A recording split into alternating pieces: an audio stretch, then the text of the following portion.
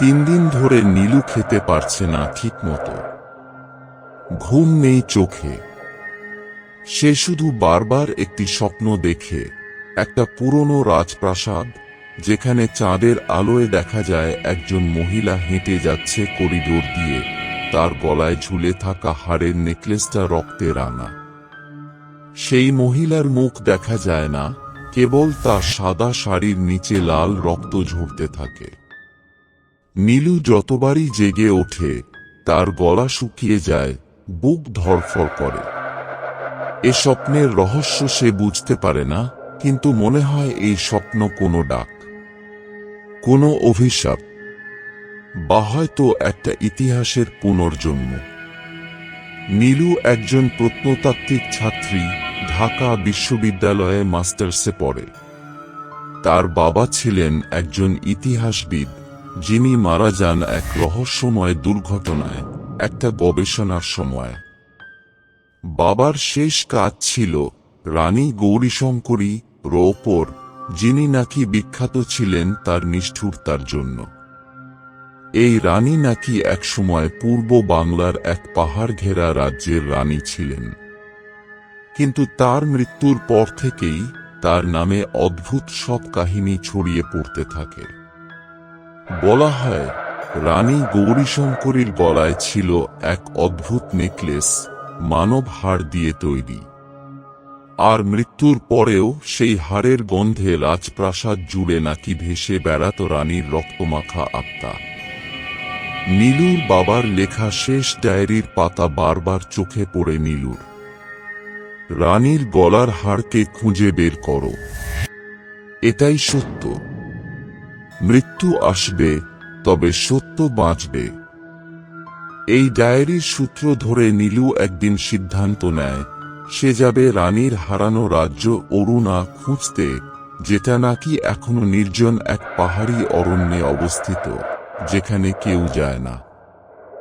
সে একজন অভিযাত্রী বন্ধু তুহিনকে সঙ্গে নেয়, আর যোগ দেয় একজন রহস্য ঘেরা লোক, মৃণাল, যাকে নীলুর বাবা চিনতেন, এবং যিনি এই রহস্য ঘেরা রানীর মৃত্যুর গল্পের অদ্ভুত কিছু তথ্য জানেন। পথে যেতে যেতে তারা জানতে পারে, এই রানী শুধুমাত্র হাড়ের গয়না পরতেন না, তিনি নাকি তার শত্রুদের হত্যা করে তাদের হাড় দিয়ে অলংকার বানাতেন। তার কক্ষে আজও নাকি শোনা যায় কান্নার শব্দ, আর মাঝরাতে কেউ কাছাকাছি গেলে গলায় ব্যথা অনুভব করে, যেন কেউ তাকে শ্বাসরোধ করে মেরে ফেলছে। পাহাড়ি পথ আর অরণ্যের ভিতর দিয়ে অদ্ভুত এক অভিযানে নেমে পড়ে তারা। দ্বিতীয় রাতেই ঘটে প্রথম অস্বাভাবিক ঘটনা। তাদের ক্যাম্পের পাশে এক বুনো জন্তুর লাশ পড়ে থাকে, কিন্তু তার হাড়গুলো নিখোঁজ। আর তার চারপাশে ছড়িয়ে আছে শুকনো রক্ত আর হাড়ের ছোপ। তুহিন ভয় পেয়ে যায়। সে বলে, এটা স্বাভাবিক কিছু না, আমরা ফিরে যাই। কিন্তু নীলু তখন বাবার ডায়েরির প্রতিটি লাইনের অর্থ বুঝতে শুরু করে। এই হাড় কোনো সাধারণ হাড় না, এ যেন এক অভিশপ্ত আত্মার শেষ শ্বাস, যেটা বাঁচিয়ে রেখেছে মৃত্যুর অতলে হারিয়ে যাওয়া রানীর কান্না। তৃতীয় দিন তারা অবশেষে পৌঁছায় এক ধ্বংসস্তূপের রাজপ্রাসাদে।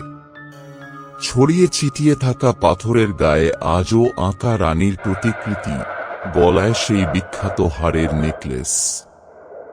মৃণাল আচমকা বলে ওঠে, আমার ঠাকুরদা এখানে কাজ করতেন। তিনি বলতেন, রানীর নেকলেস আসলে জীবিত। ওটা দানবের মতো, যেটা তার আত্মার খোরাক। সন্ধ্যার সময় তারা রানীর ঘরের ধ্বংসস্তূপে পৌঁছায়। হঠাৎ এক ঝড় উঠে আসে, বাতাসে ভেসে আসে এক নারীর বিলাপ। আর ঠিক তখনই নীলুর সামনে এক ছায়া। সে মুখ ছাড়া, চোখ ছাড়া, কেবল গলা থেকে ঝুলছে নেকলেস। নীলু ভয়ে জ্ঞান হারিয়ে ফেলে। জ্ঞান ফেরার পর সে নিজেকে খুঁজে পায় রাজপ্রাসাদেরই এক ঘরে। দেয়ালে লেখা, আমার হাড় খুঁজে দাও। নয়তো তোমার গলাও আমার হবে। মৃণাল তখন একটা সত্যি ফাঁস করে। সে বলে, নীলুর বাবা রানীর নেকলেস খুঁজে পেয়েছিলেন, কিন্তু সেটি সংরক্ষণ না করে ইতিহাস আড়াল করে দিয়েছিলেন, কারণ তিনি বুঝতে পেরেছিলেন সেই নেকলেস শুধু একটা ইতিহাস নয়, এটা এক অভিশাপ। আর এই নেকলেস রানীর আত্মার ধারক।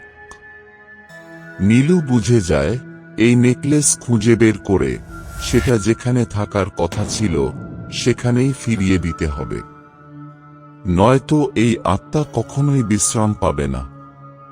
তারা প্রাসাদের নিচের সিন্দুক ঘরে খুঁজে পায় সেই হাড়ের নেকলেস, যা রক্তে ভেজা, এবং আশেপাশে হাড়ের কঙ্কাল পড়ে আছে। একসময় তুহিন ভয় পেয়ে সেটি ছুঁড়ে ফেলে। সঙ্গে সঙ্গে তার গলা চেপে ধরে অদৃশ্য এক শক্তি। তার চোখ ফেটে রক্ত বের হয়। তুহিন মারা যায়।